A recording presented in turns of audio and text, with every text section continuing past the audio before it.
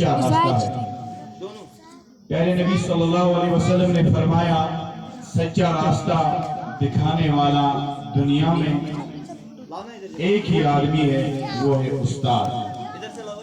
حدیث مبارک میں آیا ہے، نبی پاک نے فرمایا انا بصر بصیہ، کہ مجھے اللہ تعالیٰ نے استاد بن کر بھیجا ہے اس دنیا میں۔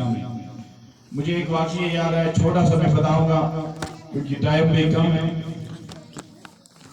ایک صحابی تھا حضرت عبداللہ بن حسد رضی اللہ تعالیٰ عنہ اس کا نام تھا، جو بہت شریف تھا۔ اللہ تبارک و تعالیٰ نے اسے ایک آزمائش میں ڈالا۔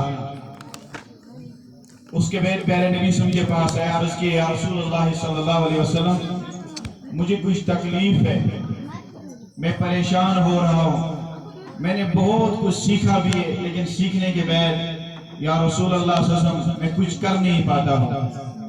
پیارے نبی صلی اللہ علیہ وسلم فرمایا آپ مجھے بتاؤ کہ سبھی راضی ہے آپ کو؟ عرض کیا یا رسول اللہ صلی اللہ علیہ وسلم مجھے سب راضی ہے، ماں باپ بھی راضی ہے، رشتہ دار بھی راضی ہے، احباب بھی راضی ہے۔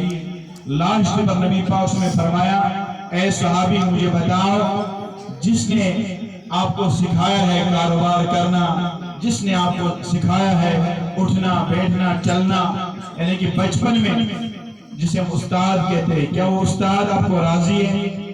اس نے اپنے دماغ میں سوچا، سوچنے کے بعد کہا یا رسول اللہ صلی اللہ علیہ وسلم مجھے یاد آ گیا ہے، ایک وقت تھا میں نے اپنے استاد صاحب جو اس دنیا میں نہیں وہ چلے گئے، اس نے مجھے کہا اے بچے جوتا لگانے کا طریقہ، جوتا ایسے لگاؤ۔ جب میں نے لگایا، میں نے بائیں جوتا لگایا پہلے، اس نے بولا دائیں لگانا تھا، اس نے مجھے تھپڑ مارا۔ اس کے بعد میں بہت دکھی ہوا، میں نے اپنے استاد کو گالی دیے۔ کیا دیے؟ گالی دیے۔ تو رسول اکرم صلی اللہ علیہ وسلم نے فرمایا تو پھر اس کے بعد عرض کیا یا رسول اللہ اس دم تک میں کماتا بھی تھا، اچھے سے اٹھتا بھی تھا، بیٹھتا بھی تھا، چلتا بھی تھا، اگر جو کچھ بھی دنیا میں تھا میں اچھے طریقے سے کرتا تھا، لیکن میں نے اپنے استاد کو گالی دی ہے۔ اس کے بعد یا رسول اللہ صلی اللہ علیہ وسلم اس دم سے اس دم تک میرے دل میں چین نہیں ہے، میرے دل میں قرار نہیں ہے۔ پیارے نبی سے فرمایا اے صحابی جا، اگر وہ استاد زندہ ہے تو اس کے پیر پکڑ اور اس سے معافی مانگ، اگر وہ زندہ نہیں ہے تو اس کی قبر پہ جا اور اسے قبر پہ جا کر معافی مانگ، اسے بول اے میرے استاد مجھے غلطی ہوئی۔ جب تک کہ وہ آپ کو معاف نہ فرمائے گا تب تک اللہ تبارک و تعالیٰ بھی آپ کو معاف نہیں فرمائے گا۔ اس چیز سے ہمیں پتہ چلا کہ اللہ تبارک و تعالیٰ کے بعد جو حق ہوتا ہے ماں باپ کا ہوتا ہے، اس کے بعد سب سے بڑا حق کس کا ہوتا ہے؟ استاد کا ہوتا ہے۔ وہ دنیا میں فنا فنا گھوم رہا تھا لیکن بد دعا تھی اس کو اپنے استاد کی۔ ایک اور حدیث میں آیا ہے، ایک بزرگ تھا، اس کا نام تھا شیخ سعدی شیرازی رحمت اللہ علیہ۔ وہ بہت اچھے بزرگ، اچھے انسان تھے، اللہ کے ولی تھے۔ اس کا جو شاگرد تھا، ایک دن وہ شاگرد کے پاس آیا، مہمان بن کے، شاگرد کو غصہ ہوا، ماں باپ کو کہا، سبوں کو کہا میرا استاد میرے گھر میں آیا، مجھے اچھا نہیں لگا ہے۔ اسی دم سے لے کر جس دم تک وہ شاگرد دنیا میں تھا، زندہ تھا، اس دم تک اس کی آنکھوں کی بینائی چلی گئی۔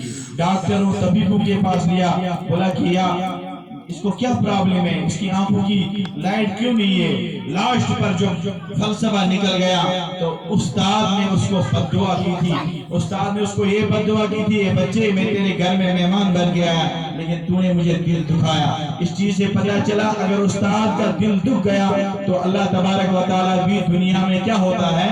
ناراض ہوتا ہے۔ لیکن جب استاد کا دل خوش ہو جاتا ہے تو انسان کیا بنتا ہے بتاؤں گا۔ جو اس وقت خانہ کعبہ میں امامت کر رہا تھا اس کا نام تھا عبد الرحمن سدیس، جو نماز پڑھاتا ہے اس وقت خانہ کعبہ میں، وہ اپنی تواریخ میں لکھتا ہے کہ میں کیسے خانہ کعبہ کے امام بنا۔